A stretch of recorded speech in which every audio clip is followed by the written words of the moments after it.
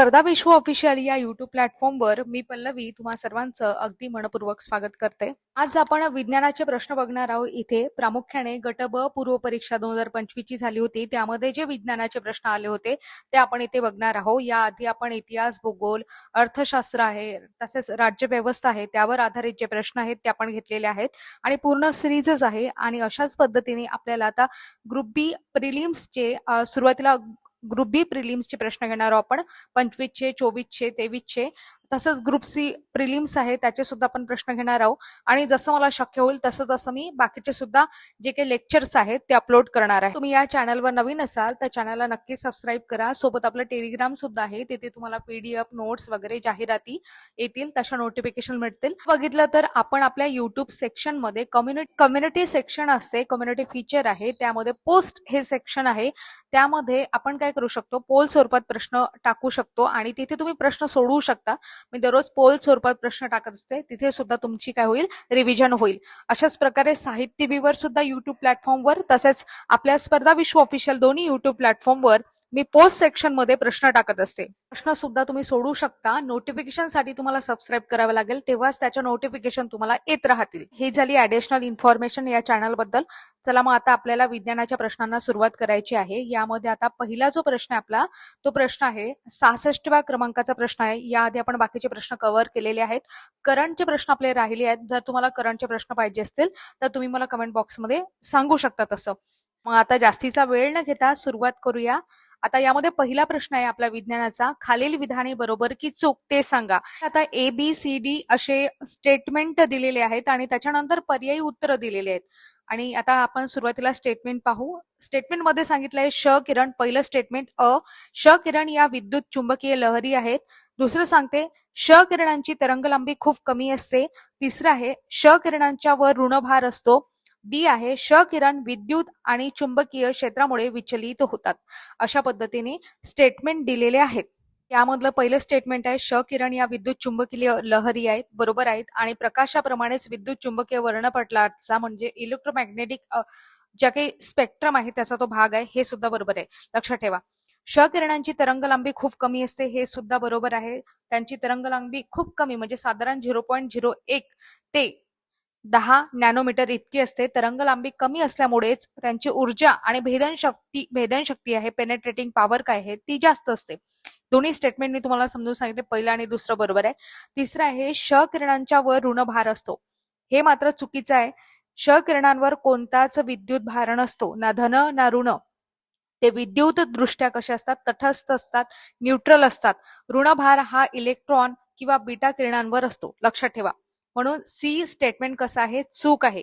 आणि D statement आहे की श किरण विद्युत आणि चुंबकीय क्षेत्रामुळे विचलित होतात, हे सुद्धा कसं आहे, चुकीचं आहे। कोणताही विद्युत भार नसल्यामुळे श किरण विद्युत किंवा चुंबकीय क्षेत्राद्वारे प्रभावित होत नाहीत, ते नेहमी सरळ रेषेमध्ये प्रवेश करतात। म्हणून बरोबर बरोबर चूक चूक हे या प्रश्नाचं योग्य उत्तर राहील। ही याबद्दल तुम्हाला थोडक्यात माहिती सांगते। 1895 मध्ये विल्यम रोजेंट आहे यांनी श किरणांचा शोध लावला आणि त्यांना त्यासाठी 1901 मध्ये भौतिकशास्त्रातील पहिलं नोबेल पारितोषिक मिळालं। गोष्ट लक्षात ठेवा, श किरणांचा वेग हा प्रकाशाच्या वेगा इतकाच असतो। आता प्रकाशाचा वेग किती आहे यावर प्रश्न विचारला होता मागे, 3 × 10⁸ मीटर प्रति सेकंद इतका प्रकाशाचा वेग असतो, हे सुद्धा आपल्याला माहिती पाहिजे। म्हणून लक्षात ठेवा, प्रकाशाच्या वेगा इतकाच असतो आणि प्रकाशाचा वेग सध्या आपण बघतो इतर जे वेग आहे त्यापेक्षा सर्वात जास्त आहे आणि श किरणांचा वेग सुद्धा तसाच असतो। हे अतिशय उच्च वारंवारता फ्रिक्वेन्सी असलेले आणि कमी तरंग लांबी म्हणू शकतो आपण असलेल्या विद्युत चुंबकीय लहरी आहेत, हे लक्षात ठेवा। म्हणूनच हे किरण जे आहे, लाकूड आहे, कागद, मानवी मांसल भागातून आरपार जाऊ शकतात, पण हाडे आहेत किंवा लीड आहे सीस यामधून जाऊ शकत नाही। यामुळेच हाडांचे फ्रॅक्चर तपासण्यासाठी, शरीरातील बाहेरील वस्तू समजा उदाहरणार्थ गोळी वगैरे तपासण्यासाठी याचा वापर करतात। तसंच सिटी स्कॅन आहे, कॉम्प्युटेड टोमोग्राफीमध्ये क्ष किरणांचा वापर करून शरीराच्या अंतर्गत भागांचा त्रिमितीय 3D रचना सुद्धा याद्वारेच घेतली जाते. लक्षात ठेवा. आयोगाच्या ज्या काही प्रश्न विचारले होते यावर आधारित ते आपण सगळे घेतलेले आहेत. आणि रेडिओग्राफीमध्ये सुद्धा याचा वापर करतात. धातूंच्या मोठ्या सांध्यांमधील म्हणजे वेल्डिंग वगैरे म्हणू शकतो आपण, ते धातूंचा सांधा म्हणजे इथं वेल्डिंग म्हणायचा अर्थ आहे. दोष किंवा तडे शोधण्यासाठी सुद्धा त्याच्यामध्ये कुठेतरी काहीतरी खिंड आहे का किंवा त्याच्यामध्ये काही तड राहिलेला आहे का ते शोधण्यासाठी सुद्धा रेडिओग्राफीमध्ये सुद्धा याचा वापर करतात. तसेच विमानतळ आहे, कस्टम विभागामध्ये सुद्धा छुप्या वस्तू शोधण्यासाठी क्ष किरणांचा वापर होत असतो. अशा पद्धतीने मी तुम्हाला माहिती सांगितली. आणि एक गोष्ट महत्वाची की हे किरण सजीव पेशींना घातक ठरू शकतात. जास्त काळ संपर्कात आल्यास कर्करोग आहे त्याचा सुद्धा धोका संभवू शकतो. खूप ऍडिशनल माहिती मी तुम्हाला सांगितली. आता पुढचा प्रश्न पाहू. जोड्या लावा यासाठी प्रश्न आहे. यामध्ये आता किरणांवरच आधारित आहे. अल्फा कण, बीटा कण, किरणोत्साराचे एकक आणि गॅमा किरण. तर बघा यामध्ये आता जोडी कशाशी लागणार आहे. तर याआधी मी तुम्हाला अल्फा कण आहे, बीटा कण आहे किंवा किरणोत्साराचे जे एकक आहे किंवा गॅमा किरण आहे याबद्दल माहिती सांगते. सुरुवातीला आपण अल्फा कणांबद्दल पाहू. अल्फा कण म्हणजे हेलियमचे अणुकेंद्रक असं आपण म्हणू शकतो. बरोबर आहे. आणि यांच्यावर विद्युत जो भार असतो, तो प्रभार असतो, तो कसा असतो? धन प्रभार असतो. लक्षात ठेवा. यांचं वस्तुमान जे आहे ते जास्त असते इतर कणांपेक्षा असं आपण म्हणू शकतो. आणि वेग जो आहे ते प्रकाशाच्या वेगाच्या अगेला 10 पट असतो. हे लक्षात ठेवा. म्हणजे 10 पैकी 1 भाग जो आहे त्याचा वेग असा आपण पकडू शकतो. भेदन शक्ती सर्वात कमी असते. कागदाने सुद्धा एक किरण अडवता येतात. यांना अल्फा कण असं आपण म्हणतो. आणि आयनीकरण शक्ती मात्र याची सर्वात जास्त असते. तर सांगितलं मी तुम्हाला आता हे अल्फा कणांबद्दल सांगितलं. त्याच्यानंतर बीटा कण आहेत. बीटा कणांबद्दल माहिती घेतली आपण. तर हे इलेक्ट्रॉन असतात, अतिवेगी इलेक्ट्रॉन म्हणू शकता. यांच्यावर कुठला भार असतो? ऋण भार असतो. आणि वस्तुमान जे असते ते अत्यंत कमी असते. आणि यांचा जो वेग आहे प्रकाशाच्या वेगाच्या 9 याला छेद 10 पट असतो. हे लक्षात ठेवा. आणि भेदन शक्ती जी आहे मध्यम अल्युमिनियम पत्राने अडवता येतात आपण म्हणू शकतो. मध्यम प्रकारची असते. आणि याच्यामध्ये आयनीकरण जी शक्ती आहे ते मध्यम स्वरूपाची असते. लक्षात ठेवा. त्याच्यानंतर तिसरा जो प्रकार आहे किरणांपैकी किरणोत्सारी किरणांची आपण तुलना करत आहोत. त्यापैकी गॅमा किरण आहे. आणि विद्युत चुंबकीय लहरी आपण यांना म्हणू शकतो. फोटॉन्स म्हणू शकतो गॅमा किरणांना. तर हे कसे असतात? विद्युत प्रभार यांच्यावर कुठलाच विद्युत प्रभार नसतो. तटस्थ असतात, न्यूट्रल असतात, ना पॉझिटिव्ह ना निगेटिव्ह. लक्षात ठेवा. वस्तुमान कसं असते? शून्य असते. हा सुद्धा प्रश्न विचारून झालेला आहे. वस्तुमान कसं असते? याचं शून्य असते. आणि वेग जो आहे तो प्रकाशाच्या वेगा इतका असतो. आणि सगळ्यात महत्वाची गोष्ट भेदन शक्ती सर्वात जास्त असते. लीडच्या जाड थराने मात्र अडवता येतात. हे तुम्ही लक्षात घेऊ शकता. आणि आयनीकरण शक्ती मात्र सर्वात कमी असते. अशा पद्धतीने मी अल्फा, बीटा आणि गॅमा किरण आहे याबद्दलची तुलनात्मक जे काही माहिती आहे ती तुम्हाला सांगितली. किरणोत्साराचे एकके सुद्धा आहेत त्यावर सुद्धा माहिती पाहिजे की परीक्षेमध्ये वारंवार प्रश्न विचारले जातात. बेक्वेरेल आहे हे किरणोत्साराचं एसआय एकक आहे. त्याच्यानंतर क्युरी आहे हे जुने आणि मोठे एकक आहे. हे सुद्धा आहे पण हे जुनं एकक आहे.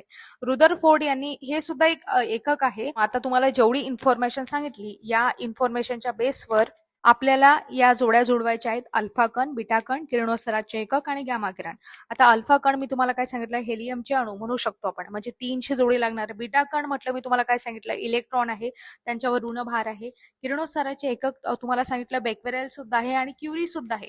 म्हणून सी ची जोडी 100 लागणार आहे. आणि गॅमा किरण आहे, गॅमा किरणांची जोडी कशाशी लागणार आहे? तर उच्च ऊर्जेचे फोटॉन आपण असं म्हणू शकतो. म्हणून डी ची जोडी लागणार आहे 400. 3, 2, 1, 4 हे या प्रश्नाचं योग्य उत्तर राहील. ही सुद्धा ऍडिशनल इन्फॉर्मेशन आहे की हेनरी बेक्वेरेल आहे यांनी किरणोत्साराचा शोध लावला होता. आणि रेडियमचा शोध जर तुम्हाला विचारलं तर रेडियमचा शोध कोणी लावला? तर मेरी क्युरी यांनी लावला होता. लक्षात ठेवा. मेरी क्युरी एक कपल होतं, त्यांनी तो शोध लावला होता. विद्युत क्षेत्राचा परिणाम जेव्हा आपण बघतो, जेव्हा हे किरण आहे विद्युत क्षेत्रातून जातात तेव्हा अल्फा कण ऋण टोकाकडे, बीटा कण धन टोकाकडे, तर गॅमा किरण सरळ जातात. हे सुद्धा माहिती पाहिजे. समजा पॉझिटिव्ह गोष्ट असली तर ते निगेटिव्ह गोष्टीला अट्रॅक्ट करते, निगेटिव्ह असली तर ते पॉझिटिव्हला अट्रॅक्ट करते. कारण त्याला एक न्यूट्रल व्हायचं असते. म्हणजे हा विश्वाचा नियमच आहे. यामध्ये आपण बघतो. यामध्ये जर आपण बघितलं की आता समजा अल्फा कण आहे, त्यांना कोणता चार्ज आहे? त्यांच्यावर पॉझिटिव्ह. मग ते अल्फा कण कोणत्या टोकाकडे म्हणजे आकर्षित होतील? तर ऋण टोकाकडे. आणि त्याच्यानंतर बीटा कणांवर ऋण भार आहे, ते कोणत्या टोकाकडे आकर्षित होतील? धन टोकांकडे. आणि गॅमा किरण आहे ऑलरेडी ते तटस्थ आहेत, न्यूट्रल सरळ जातात. हे लक्षात ठेवा. आणि गॅमा किरण प्रामुख्याने कॅन्सरवरील उपचारासाठी उदाहरणार्थ कोबाल्ट 60 त्याच्यासाठी वापरले जातात. अल्फा कण धूर शोधणाऱ्या यंत्रांमध्ये स्मोक डिटेक्टर्स म्हणून वापरले जातात. बीटा कण पदार्थाची जाडी मोजण्यासाठी वापरले जातात. अशा पद्धतीने मी तुम्हाला माहिती सांगितली. ठीक आहे, ऍडिशनल माहिती आपण घेतली. आता पुढचा प्रश्न आहे अप्रकट विलयन उष्मा म्हणजे, असा प्रश्न विचारलेला आहे. यामध्ये 1 2 3 4 असे ऑप्शन आहेत. मी सुरुवातीला तुम्हाला अप्रकट उष्मा म्हणजे काय हे समजून सांगते आणि त्याच्यानंतर आपण उत्तर पाहू. स्थायू रूपातून जेव्हा द्रव रूपामध्ये रूपांतर होते त्यावेळेस तापमान न बदलता त्याच्यामध्ये रूपांतर न होता तापमानामध्ये काय होते, उष्मा शोषली जाते. त्याला आपण काय म्हणतो, विलयन उष्मा असं म्हणतो, म्हणजे अप्रकट विलयन उष्मा असं म्हणतो. मला समजलं, समजा बर्फाचं रूपांतर पाण्यात होत आहे. आता तेही 0 डिग्रीवरच आहे. बर्फाचं रूपांतर पाण्यामध्ये होत आहे. यामध्ये आता टेम्परेचर वाढलं का? नाही, मात्र पाण्यामध्ये रूपांतर होत आहे. त्यालाच म्हणतो आपण अप्रकट उष्मा. याचाच अर्थ बर्फ कसा आहे, समजा घन स्थितीत आहे, पाणी कसं आहे, द्रव स्थितीत आहे. आता तुम्हाला समजली डेफिनेशन. म्हणून यामध्ये आता तुम्ही डायरेक्ट ऑप्शन क्रमांक 3 बघा. पदार्थाच्या एकक वस्तुमानाला त्याच्या विलयन बिंदूवर तापमान वाढवण्यासाठी घन स्थितीतून द्रव स्थितीत रूपांतरित करण्यासाठी लागणाऱ्या उष्णतेची मात्रा म्हणजेच अप्रकट विलयन उष्मा असं आपण म्हणू शकतो.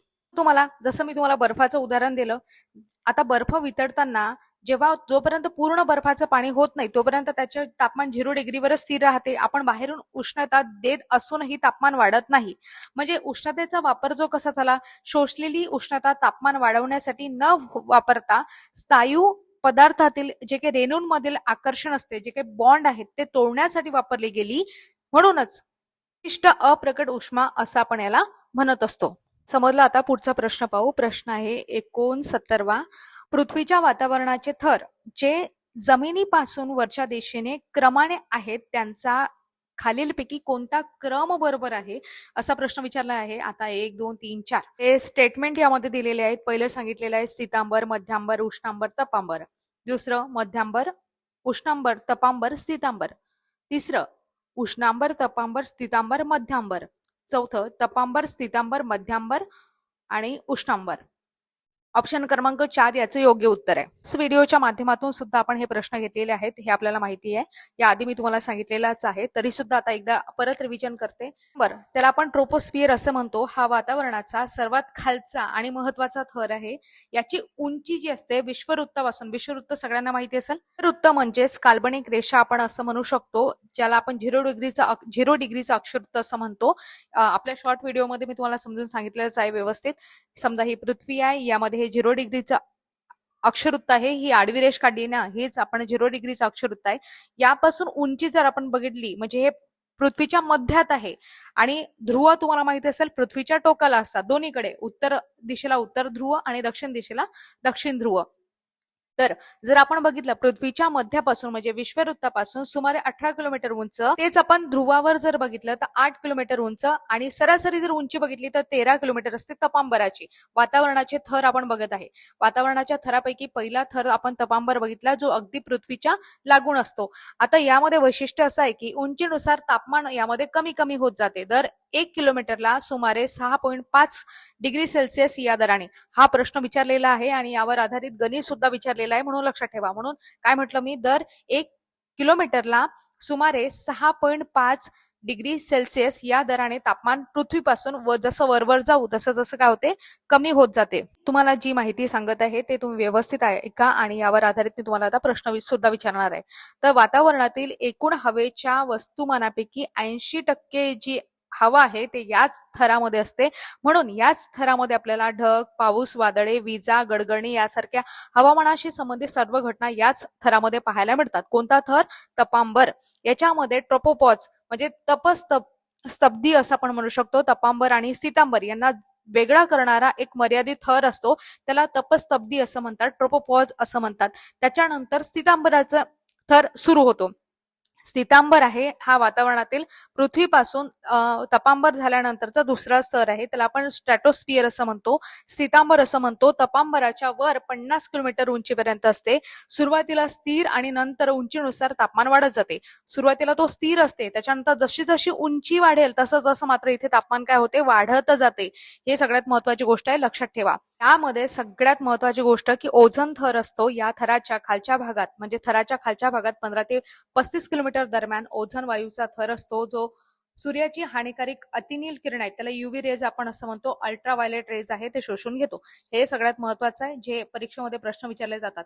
शांत हवा म्हणजे हवा शांत कोरडी असते, ढग वगैरे नसतात, विमाने उडवण्यासाठी हा थर सगळ्यात सोयीचा आहे हे सुद्धा माहिती पाहिजे. ठीक आहे, आता पुढचा स्तर असतो याच्यानंतरचा मध्यांबर, आपण त्याला मेजोस्फिअर असं म्हणतो. 50 किलोमीटर उंचीपासून ते 80 किलोमीटर उंचीपर्यंत असतो आणि उंचीनुसार पुन्हा कमी जास्त होत राहतो. या वातावरणातील सर्वात थंड स्तर आहे. तापमान उणी असते 100 डिग्री सेल्सिअस पर्यंत.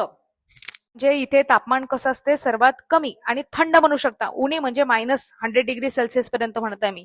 अवकाशातून येणारे जे उल्कापिंड्स वगैरे असतात या थरात आल्यावर हवेच्या घर्षणामुळे काय होतात, जळून खाक होतात. आता उल्कापिंड आहे, आता हवे म्हणजे आपल्या अंतराळामध्ये बरेचसे उल्कापिंड आहेत ते जळून येत असते, समजा जळत असतेच होता, तर या थरामध्ये आल्यामध्ये ते इथेच काय होतात तर समाप्त होतात. बघा किती खतरनाक पृथ्वीची रचना आहे, वातावरणाचे थर किती खतरनाक आहे, किती प्रोटेक्शन आहे आपल्या पृथ्वीला असं आपण म्हणू शकतो. त्याच्यानंतर याच्यानंतरचा थर असतो आयनांबर, त्याला आपण दलांबर असं म्हणतो किंवा आयनांबर असं म्हणतो, आयोनोस्फियर असं आपण म्हणतो. तर यामध्ये 80 किलोमीटर पासून ते 400 किलोमीटर पर्यंत हा स्तर असतो, थर असतो, स्तर असतो, असं थर म्हणा स्तर म्हणा. तर उंचीनुसार तापमान वेगाने इथे वाढत जाते. या थरामध्ये विद्युत प्रभारित कण आयन्स असतात. पृथ्वीवरून प्रकाशित केलेल्या ज्या काही रेडिओ लहरी आहेत, रेडिओ वेव्हज आहेत, या थरावरून पुन्हा पृथ्वीकडे परावर्तित होतात. यामुळे संदेश वहन शक्य होते. तर हे तुम्ही लक्षात ठेवू शकता. आणि पाचवा जो पुढचा स्तर आहे त्याला आपण बाह्यांबर असं म्हणतो, एक्झोस्फियर, 400 किलोमीटरच्या पुढे. आणि हा वातावरणाचा सगळ्यात बाहेरचा स्तर आहे. या थरामध्ये हवा अत्यंत विरळ असते. हायड्रोजन आणि हेलियम सारखे हलके वायू इथे आढळतात आणि हा थर हळूहळू अंतराळात विलीन होतो असं आपण म्हणू शकतो. ठीक आहे, अशा पद्धतीने आपण माहिती घेतली. तपांबर 0 ते 13 किलोमीटर मी सरासरी सांगत आहे आता तुम्हाला. स्थितांबर 13 ते 50, त्याच्यानंतर मध्यांबर 50 ते 80, आयनांबर 80 ते 400. ठीक आहे, अशा पद्धतीने आपण माहिती घेतली. म्हणजे ऑप्शन क्रमांक 4 याचं योग्य उत्तर आहे. पुढचा प्रश्न आहे, अॅल्युमिनियमचे प्रमुख खनिज कोणते? यामध्ये बॉक्साईट, मॅलाकाईट, त्याच्यानंतर गॅलिना आणि डोलामाइट अशा पद्धतीने ऑप्शन आहेत. तर याचं योग्य उत्तर बॉक्साईटच आहे. सगळ्यांना माहिती असेल भारतामध्ये साठे मोठ्या प्रमाणात आढळतात. त्याच्यानंतर हे बाकीचे सुद्धा आहेत, मॅलाकाईट, गॅलिना, डोलामाइट वगैरे, ते आपण बघू. आणखी सुद्धा अॅल्युमिनियमचे प्रमुख खनिज आहेत. त्याच्यामध्ये क्रायोलाइट आहे, त्याच्यानंतर कोरंडम आहे, फेल्डस्पार आहे, त्याच्यानंतर काओलिन वगैरे असं आहेत. तुम्ही लक्षात ठेवू शकता. ठीक आहे. जर तुम्हाला विचारलं की महाराष्ट्रामध्ये बॉक्साईटचे साठे कुठे आढळतात, तर प्रामुख्याने कोल्हापूर, रत्नागिरी, रायगड आणि सिंधुदुर्ग या जिल्ह्यांमध्ये आढळतात, हे माहिती पाहिजे. आणि याच्यापासून एक प्रक्रिया आहे, बायर प्रक्रिया. बॉक्साईट पासून अॅल्युमिना मिळवण्यासाठी ही प्रक्रिया वापरली जाते, हे सुद्धा आपल्याला माहिती पाहिजे. तर तुम्हाला यावर आधारित एक प्रश्न विचारते की पृथ्वीच्या कवचामध्ये, म्हणजे अर्थ कवच आहे, पृथ्वीचं कवच आहे, अर्थ क्रस्ट असं आपण म्हणतो, त्यामध्ये सर्वाधिक प्रमाणात आढळणारा धातू कोणता आहे, हे तुम्हाला कमेंट बॉक्समध्ये सांगायचं आहे. बघा, या प्रश्नाचं उत्तर शोधून बघा आणि तुम्हाला या प्रश्नाशी रिलेटेडच आहे तर उत्तर देण्याचा प्रयत्न करा. आता पुढचा प्रश्न पाहू. पुढच्या प्रश्नाच्या आधी आपलं हे राहिलं होतं मॅकॅलाइट, गॅलिना आणि डोलोमाइट. तर लक्षात ठेवा, मॅकॅलाइट जे आहे ते तांब्याचं, कॉपरचं खनिज आहे. गडद रंग म्हणजे गडद हिरव्या रंगाचं असते, रासायनिकदृष्ट्या कॉपर कार्बोनेट असं आपण म्हणू शकतो. गॅलिना म्हटलं तर शिसे आहे, लीड त्याचं प्रमुख खनिज आहे, म्हणजे शिसा आहे त्याचा प्रमुख स्रोत आहे तो. आणि याच्यामध्ये चांदी देखील थोड्याफार प्रमाणात आढळते. त्याच्यानंतर डोलोमाइट आहे, ते मॅग्नेशियम आणि कॅल्शियम आहे, या दोघांचं मिळून एक संयुक्त खनिज आहे असं आपण म्हणू शकतो. ठीक आहे. आणि डोलोमाइटचे साठे आपल्या महाराष्ट्रामध्ये कुठे आढळतात हे तुम्हाला कमेंट बॉक्समध्ये सांगायचं आहे. हा सुद्धा प्रश्न आयोगाने विचारलेला आहे. तर पुढचा प्रश्न आहे, कार्बनच्या सर्वाधिक मुबलक समस्थानिकेची अणुवस्तुमान संख्या किती आहे? यामध्ये ऑप्शन आहे 6, 14, 13, 12. ठीक आहे, तर या प्रश्नाचं योग्य उत्तर काय?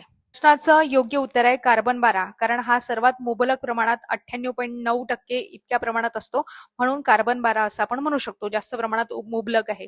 कार्बन 12, 13, 14 असे 3 प्रमुख समस्थानिके कार्बनचे आढळतात. ते एक महत्वाची गोष्ट लक्षात घ्या की अणु म्हणजे काय, अणुवस्तुमानांक म्हणजे काय, हे आपल्याला माहितीच पाहिजे. अणुअंक म्हणजे काय, त्याच्यानंतर समस्थानिके म्हणजे काय, ह्या सगळ्या गोष्टी तुम्हाला क्लिअर करते. अणु तर सगळ्यांना माहितीच आहे, पदार्थाचा लहानात लहान कण म्हणजे आपण त्याला अणु असं म्हणतो, बरोबर आहे. ज्या अणूमध्ये न्यूट्रॉन, प्रोटॉन आणि त्याच्या भोवती इलेक्ट्रॉन असतात. न्यूट्रॉन आणि प्रोटॉन आहे ते अणुकेंद्रकात असतात. प्रोटॉनवर धनभार असतो, न्यूट्रॉनवर कुठलाच भार नसतो. न्यूट्रॉन जे असतात ते कसे असतात, उदासीन असतात, त्याच्यावर कुठलाच भार नसतो आणि इलेक्ट्रॉन जे असतात त्यांच्यावर ऋण भार असतो, हे आपण शिकलो आहे. यामध्ये आता एक गोष्ट लक्षात ठेवा, अणुअंक म्हणजे तुम्ही काय म्हणू शकता, ऑटोमिक नंबर, त्याला आपण झेड ने डिनोट करत असतो. अणूच्या केंद्रकात असलेल्या जे काही प्रोटॉनची संख्या आहे त्यालाच आपण अणुअंक असं म्हणतो. बरोबर आहे. जसं आता कार्बनचा अणुअंक 6 आहे, यावरून त्या मूलद्रव्याची ओळख ठरते. आता तुम्हाला ऑटोमिक नंबर समजला. अणुअंक म्हणजेच काय आहे, त्याला आपण झेडने डिनोट करतो. ज्या म्हणजे अणूमध्ये प्रोटॉनची संख्या असते त्यालाच आपण अणुअंक असं म्हणतो. मग आता अणु वस्तुमानांक संख्या म्हणजे नेमकं काय, त्याला आपण मास नंबर असं म्हणतो आणि तो ए ने आपण डिनोट करत असतो. अणूच्या केंद्रकामध्ये असलेल्या प्रोटॉनची संख्या आणि न्यूट्रॉनची संख्या यांच्या एकत्रित बेरजेला आपण अणुवस्तुमानांक संख्या असं म्हणतो. म्हणजेच ए बरोबर, ए म्हणजेच तुम्हाला मास नंबर म्हणजे अणुवस्तुमानांक संख्या सांगितलं, प्रोटॉन आणि न्यूट्रॉनची संख्या. समजा कार्बन आहे, कार्बन मध्ये 6 प्रोटॉन आहेत आणि 6 न्यूट्रॉन आहेत. मग कार्बनचा अणुवस्तुमानांक किती होईल, 12. बरोबर आहे. जर आता कार्बन मध्ये 3 आता समस्थानिके सुद्धा समोर तुम्हाला समजून सांगते. समस्थानिके त्याला म्हणतात आयसोटोप्स. एकाच मूलद्रव्याचे असे अणू ज्याचा अणुअंक सारखाच असतो, म्हणजे प्रोटॉनची संख्या सारखीच असते, मात्र त्याचा अणुवस्तुमानांक मास नंबर आहे तो भिन्न असते. जसं की आता कार्बन आहे, कार्बन मध्ये 3 समस्थानिके आहेत, 12, 13 आणि 14. आता हे कसं, तर बघा, कार्बनमध्ये प्रोटॉनची संख्या सगळीकडे सारखीच असणार आहे, 6च असणार आहे, मात्र न्यूट्रॉनची संख्या बदलते, त्यामुळे त्याचा अणुवस्तुमानांक बदलतो. जसं आता बघा, यामध्ये कार्बन 12 सांगितलंय, तर यामध्ये 6 प्रोटॉन आहेत आणि 6 न्यूट्रॉन आहे, त्याच्यामुळे दोघां मिळून किती झाले अणुवस्तुमानांक, 12. म्हणून कार्बन 12 असं आपण म्हणू शकतो. आता कार्बन 13 कसं म्हणणार आहे, प्रोटॉनची संख्या 6 आणि न्यूट्रॉनची संख्या 7, किती झाले, 13, म्हणून कार्बन 13. म्हणून अणुवस्तुमानांक किती, 13. त्याच्यानंतर कार्बन 14, यामध्ये प्रोटॉनची संख्या तीच राहणार आहे, 6, आणि याच्यामध्ये न्यूट्रॉनची संख्या 8. बरोबर आहे. किती झालं, 14. हे काय झालं, कार्बन 14. अशा पद्धतीने आपण समजून घेतलं. प्रश्नामध्ये विचारलाय की कार्बनच्या सर्वाधिक मुबलक समस्थानिकेची अणुवस्तुमान संख्या किती आहे, तर किती आहे, तर 12 आहे, लक्षात ठेवा. तेच आणखी महत्वाची गोष्ट, कार्बन 14 किरणोत्सारी रेडिओ समस्थानिक आहे, ज्याचा वापर कार्बन डेटिंग मध्ये केला जातो, जीवाश्मांचे वय ठरवण्यासाठी वापर केला जातो, तर त्याबद्दल सुद्धा आयोगाने विचारलेलं आहे. आता मला सांगा, कार्बन डेटिंग आहे, कार्बन 14 आहे, याबद्दल कोणत्या शास्त्रज्ञांनी शोध लावलेला आहे, त्याचं अर्ध आयुष्य किती आहे, याबद्दल तुम्ही कमेंट बॉक्समध्ये उत्तर देण्याचा प्रयत्न करा. शोधा किंवा उलट उत्तर सुद्धा तुम्ही मला, उलट प्रश्न सुद्धा तुम्ही मला विचारू शकता. चला आता पुढचा प्रश्न पाहू. डेंटॅलियम हा प्राणी कोणत्या संघामध्ये मोडतो, यामध्ये ऑप्शन आहे मोलुस्का, ॲनेलिडा, आर्थ्रोपोडा आणि इकायनोडर्मॅटा. अशा पद्धतीने 4 ऑप्शन आहेत. प्रश्नाचं योग्य उत्तर आहे इकायनोडर्मॅटा. हा प्राणीशास्त्र आहे, यावर आधारित हमखास प्रश्न असतात, म्हणजे असतातच, हे आपल्याला माहिती पाहिजे. आणि यावर आधारित आतापर्यंत आयोगाने बरेचसे प्रश्न विचारलेले आहेत. सर्वात मोठा संघ जो आहे तो आर्थ्रोपोडा आहे, म्हणजे फायलम आर्थ्रोपोडा आहे, हे लक्षात ठेवा. त्याच्यानंतर म्हणजे यामध्ये जास्तीत जास्त कीटक वगैरे आहेत. पृथ्वीवरील प्राण्यांपैकी 80% प्राणी या संघामध्ये मोडतात. संधिपात असं आपण म्हणू शकतो यांना. त्याच्यानंतर दुसऱ्या क्रमांकाचा सगळ्यात मोठा संघ मोलुस्का आहे, याबद्दल सुद्धा माहिती पाहिजे. मोलुस्कामध्ये प्रामुख्याने गोगलगाय, शंख, शिंपले, ऑक्टोपस वगैरे यांचा सॉफ्ट बॉडी असलेले जे काही प्राणी आहेत त्यांचा त्याच्यामध्ये समावेश होतो, मृदुकाय प्राण्यांचा. यावर सुद्धा आयोगाने प्रश्न विचारलेला आहे मागच्या याच्यामध्ये. त्याच्या आणि सगळ्यात महत्वाचं, बहुतांश त्यांचं शरीर जे आहे ते कॅल्शियम कार्बोनेटचं बनलेलं असते, त्याला मोलुस्काचे कवच वगैरे असं म्हणतात. त्यावर सुद्धा प्रश्न विचारलेला आहे. हे सुद्धा संघ आहेत, त्याच्यामध्ये आपण बघतो पोरीफेरा आहे, पोरीफेरामध्ये सायकॉन आहे, किंवा शरीरावर छिद्रे असलेले स्पॉन्ज आहेत ते त्याच्यामध्ये मोडतात. प्लॅटी हेल्मिन्थिस आहे, त्याच्यामध्ये चपटे कृमी म्हणजे टेपवर्म आहे, त्यांचा समावेश होतो. ॲनिलिडामध्ये कोणाचा समावेश होतो, हा प्रश्न विचारलेला आहे. यामध्ये गांडूळ आहे किंवा जडू आहे, म्हणजे खंडी भवन असणारे, सेगमेंटेड बॉडी असणारे, वलयांकित शरीर असं म्हणतात त्याला, तर त्याचा समावेश होतो. त्याच्यानंतर इकायनोडर्मॅटा आहे. इकायनोडर्मॅटामध्ये म्हणजे याच्यामध्ये हा डेंटेलियम आहे ना, याच्यामध्ये डर्मॅटामध्ये अंगावर काटे असलेला किंवा त्वचा काटी किंवा यांचा समावेश होतो. त्याच्यानंतर कॉर्डेटा आहे, पाठीचा कणा वगैरे जे आहेत. आपण कशामध्ये कॉर्डेटामध्ये येतो, जसं मासे आहेत, पक्षी आहे आणि मानव, त्यांचा समावेश होतो. अशा पद्धतीने हे काही महत्वाचे संघ मी तुम्हाला सांगितले, हे तुम्हाला पाठच पाहिजेत. आणि आयोगाने यावर आधारित आलेले आतापर्यंतचे सगळे PYQ तुम्ही करून घ्या, त्यावर तुमचा हमखास प्रश्न विचारला जातो, निदान तुम्ही एलिमिनेट करून तरी प्रश्नाच्या उत्तरापर्यंत पोहोचू शकता. म्हणून यावर तुम्हाला आयोगाने विचारलेले सगळे PYQ करणे हा सगळ्यात बेस्ट ऑप्शन आहे. चला मग आता पुढचा प्रश्न घेऊ. पुढचा प्रश्न आहे, कॅटफिशच्या अनेक प्रजातींमध्ये मिशांसारख्या प्रक्षेपणांवर रुची ज्ञानकलिका असतात, ज्या अन्न शोधण्यास मदत करतात. त्या प्रक्षेपणांना रिकाम जागा म्हणतात. तर त्यांना काय म्हणतात? बार्बेल असं म्हणतात. तर हा सुद्धा प्रश्न आहे, तो मी शॉर्ट व्हिडिओच्या माध्यमातून कव्हर केलाय, तुम्ही पाहू शकता. हा सुद्धा प्राणीशास्त्र याच्यावर आधारित आहे. कधी कधी अशा प्रकारचं उत्तर सुद्धा तुम्ही इथे आता बघा, ऑड आउट म्हणून उत्तर तुम्ही देऊ शकतात. आता ऑड आउट उत्तर कधी वापरावं कधी नाही वापरावं हे तुमच्यावर ठरते. मी तुम्हाला सांगत आहे, तुम्हाला वाटेल तर तुम्ही ते अशी ट्रिक वापरू शकता. इथे तुम्ही एक सिमिलॅरिटी तुम्हाला पाहायला मिळते की इंटरमिजिएट फॅरेंजियल दात आहे किंवा मोलॅरी फॉर्म दात आहे किंवा कॅनिबी फॉर्म दात आहे, हे सगळे एकाच कॅटेगरीमध्ये तुम्हाला दिसते. आणि बार्बेल का बरं दिलं, बार्बेलच का असं ऑप्शन आलेलं आहे, का आणि कसं उत्तर आलं असेल असा जर तेव्हा तुम्ही विचार करता तेव्हा तुम्ही ऑड आउट करू शकता. यासाठी प्रॅक्टिस लागते आणि अप्रोच लागतो. तर उत्तर आहे 2, बार्बेल. आता पुढचा प्रश्न पाहू. खालीलपैकी कोणता प्राणी सर्वात आदिम पृष्ठवंशी प्राण्यांचा गट अज्ञाताशी संबंधित आहे? तर याचं उत्तर आहे ऑप्शन क्रमांक 3, पेट्रोमायझॉन लॅम्प्रे असं म्हणू शकतो आपण. तर यामध्ये रॅटस उंदीर तर येणार नाही, लॉरीस पण नाही, आणि स्कॉली ओडॉन म्हणजे डॉगफिश आहे ते सुद्धा येणार नाही. तर ऑप्शन क्रमांक 3 याच्याशी संबंधित आहे. आता हा सुद्धा प्रश्न असाच एक आहे सामान्य विज्ञानापैकी. आता एवढा आपण पाठ करतो असं होत नाही, कधी कधी काहीच प्रश्न तुम्ही स्किप सुद्धा करू शकता. प्रश्न नवीन पद्धतीचे असतात आणि ते आपल्या वाचनाचा भाग सुद्धा नसतात, आणि एवढं वाचन आपण करू आणि एवढं लक्षात ठेवू एवढी आपली मेमरी एवढी म्हणजे रोबोट सारखी नसते, म्हणून आपण असं म्हणू शकतो. तर तुम्हाला येत असेल, तुम्ही सायन्स बॅकग्राऊंडचे असेल तर फारच छान. ठीक आहे, आता पुढचा प्रश्न आहे, वनस्पती गटाचे योग्य उदाहरण जोडी जुडवा.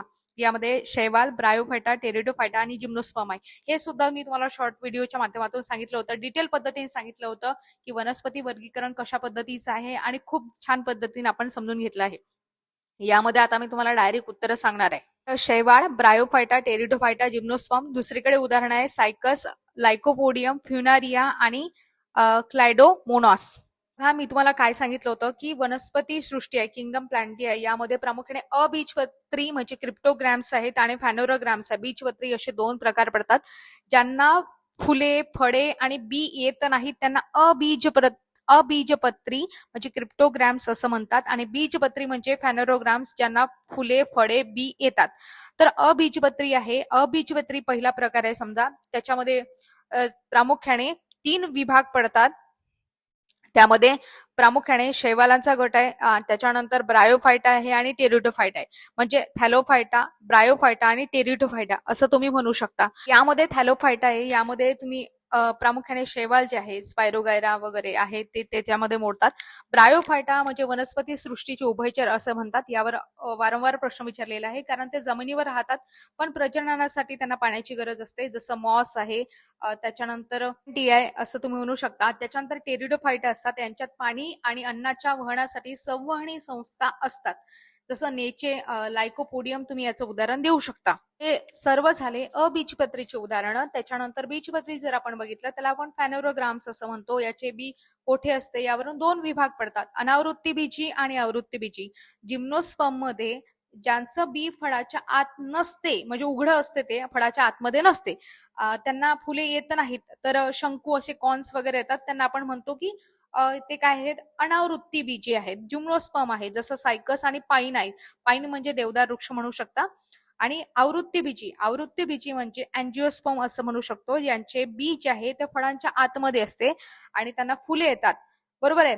त्याच्यामध्ये सुद्धा 2 प्रकार पडतात, एकदल, द्विदल. एकदल म्हणजे मोनोकोटिलिडॉन, त्याच्यानंतर द्विदल म्हणजे डायकोटिलिडॉन असं आपण म्हणू शकतो. मोनोकोटिलिडॉन मध्ये बियांचे 2 भाग होत नाही, जसं मक्का आणि गहू, तांदूळ म्हणू शकता. आणि डायकोटिलिडॉन आहे, त्यामध्ये बियांचे 2 समान भाग होतात, जसं आंबा आहे किंवा वाटाणा आहे असं तुम्ही म्हणू शकता. तर यामध्ये आता जोड्या जोडवायच्या आहेत, डिटेल सांगितलंच मी तुम्हाला शेवटी. तर यामध्ये आता जोड्या जोडवू. यामध्ये शेवाळ आहे. शेवाळची जोडी कशाची लागणार आहे? ते शेवाळमध्ये ऑप्शन क्रमांक 4 आहे क्लायडोमोनस, त्याच्याशी जोडी लागणार आहे. ब्रायोफायटाची जोडी लागणार आहे. यामध्ये 3 सोबत फ्युनारिया सोबत टेरिडोफायटाची जोडी लागणार आहे, लायकोपोडियम सोबत, आणि जिम्नोस्पर्मची जोडी लागणार आहे सायकस सोबत. तर 4, 3, 2, 1 या प्रश्नाचं योग्य उत्तर आहे. ठीक आहे, ऑप्शन क्रमांक 3. त्याच्यानंतर पुढचा प्रश्न आहे, संपूर्ण झाडाची वाढ खुंटणे, पानाचा गडद हिरवा रंग ज्यात विकृत आणि मृत ऊतींचे लहान भाग असतात व हे फॉस्फरसच्या कमतरतेचे कोणते लक्षण आहे? क्लोरोसिस, विल्टिंग, नेक्रोसिस स्पॉट आणि लीप कर्लिंग. तर हे नेक्रोटिक स्पॉट आहे, त्याचं उदाहरण आहे असं आपण म्हणू शकतो. हा सुद्धा मी शॉर्ट व्हिडिओच्या माध्यमातून तुम्हाला सांगितला. यामध्ये मायक्रो सगळे न्यूट्रंट वगैरे ते डिटेल पद्धतीने सांगितलं. ते तुम्ही करू शकता. मॅक्रो न्यूट्रंट आहे किंवा मायक्रो न्यूट्रंट आहे, ते सुद्धा तुम्हाला माहिती पाहिजे. एक बेसिक इन्फॉर्मेशन सांगते, याचं उत्तर तर नेक्रोटिक स्पॉट आहे, हे आपण बघितलं जाता. मला एक गोष्ट सांगते की मॅक्रो आणि मायक्रो न्यूट्रिएंट आहेत ते माहितीच पाहिजेत. तर यामध्ये बेसिक आहेत, CHO आपण असं म्हणतो त्याला, कार्बन, हायड्रोजन आणि ऑक्सिजन. हे वनस्पतींना पाहिजे म्हणजे पाहिजे, याच्याशिवाय वनस्पती काय जिवंत राहू शकत नाही. ठीक आहे. त्याच्यानंतर येतात प्रायमरी, NPK, नायट्रोजन, फॉस्फरस आणि पोटॅशियम. हे जे आहेत ते प्रायमरी मध्ये येतात. त्याच्यानंतर येतात सेकंडरी मध्ये कॅल्शियम, मॅग्नेशियम आणि सल्फर याचा समावेश होतो. कॅल्शियम, मॅग्नेशियम आणि सल्फर. त्याच्यानंतर येतात मायक्रोन्यूट्रिएंट. त्याच्यामध्ये लोह तुम्ही आयर्न म्हणू शकता, त्याला फेरस असं म्हणतात, Fe ही संज्ञा आहे त्याला. त्याच्यानंतर जस्त आहे, झिंक म्हणू शकता. त्याच्यानंतर मॅग्नीज आहे. त्याच्यानंतर कॉपर आहे, Cu म्हणजे तांबे म्हणू शकता. त्याच्यानंतर बोरॉन आहे. त्याच्यानंतर मॉलिब्डेनम, क्लोरीन यांचा समावेश होतो. ठीक आहे. आता तुम्हाला सांगितलं मी बेसिक इन्फॉर्मेशन. मॅक्रो म्हणजे काय जास्त प्रमाणात लागतात ते, आणि मायक्रो म्हणजे काय कमी प्रमाणात लागतात, म्हणून त्यांना सूक्ष्म अन्नद्रव्य वगैरे असं म्हणतात. हे सुद्धा माहिती पाहिजे. याची ट्रिक तुम्ही लक्षात ठेवू शकता. आता आणखी सुद्धा काही गोष्टी सांगते. नत्र जे असते ते पानांच्या वाढीसाठी, हिरव्या रंगासाठी महत्वाचं असते. स्फुरद आहे मुळांच्या वाढीसाठी, फुलांच्या वाढीसाठी. पालाश म्हटलं तर रोग प्रतिकारक शक्ती आणि एकूण दर्जा सुधारण्यासाठी महत्वाचं असते. हे झालं NPK बद्दल. दुय्यम म्हटलं तर दुय्यम म्हणजे सेकंडरी. त्याच्यामध्ये आपण कॅल्शियम बघितलं, पेशींच्या भित्तीच्या मजबूतीसाठी. मॅग्नेशियम प्रकाश संश्लेषणासाठी महत्वाचं असते. सल्फर आहे प्रथिनांच्या निर्मितीसाठी महत्वाचं असते, हे आपण बघितलं. आणि लोह आहे, लोह कशासाठी? हरितद्रव्य तयार करण्यासाठी मदत करते. जस्त आहे, झिंक हार्मोन्स निर्मितीसाठी मदत करते. मॅग्नीज चयापचन जे काही मेटाबॉलिझम क्रिया आहे त्याच्यासाठी मदत करते.